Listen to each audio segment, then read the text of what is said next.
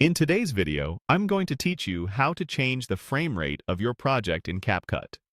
Frame rate is simply how many images, or frames, your video shows each second, and it dramatically affects motion, style, and file size.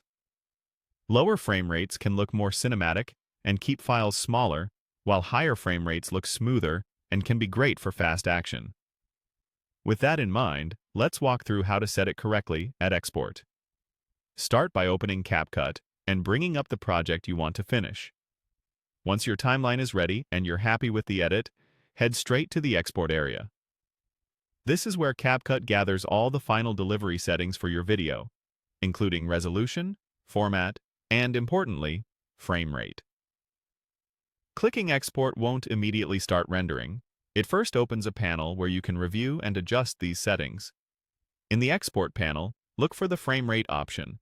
It's typically presented as a drop-down list, and this is where you choose how many frames per second your final video will have. Clicking that drop-down will show common choices like 24, 25, 30, and 60 frames per second. Select the frame rate that best matches your content and platform. If you want a classic cinematic feel, 24 frames per second is a strong choice. For most general online videos, tutorials, and social posts, 30 frames per second delivers a clean, natural look. If you're showcasing gameplay, sports, or anything with quick movement, 60 frames per second gives you noticeably smoother motion. A useful rule of thumb is to match the frame rate to your source footage whenever possible. Converting 24 to 60 or 60 down to 24 can introduce duplicate or dropped frames, which may look a little choppy. Matching helps maintain the motion you captured. Keep an eye on quality and size trade-offs. Higher frame rates increase the number of frames the encoder has to process, which often means larger file sizes and longer export times.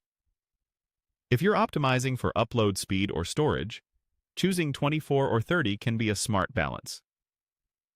Also remember, changing the export frame rate won't magically create slow motion.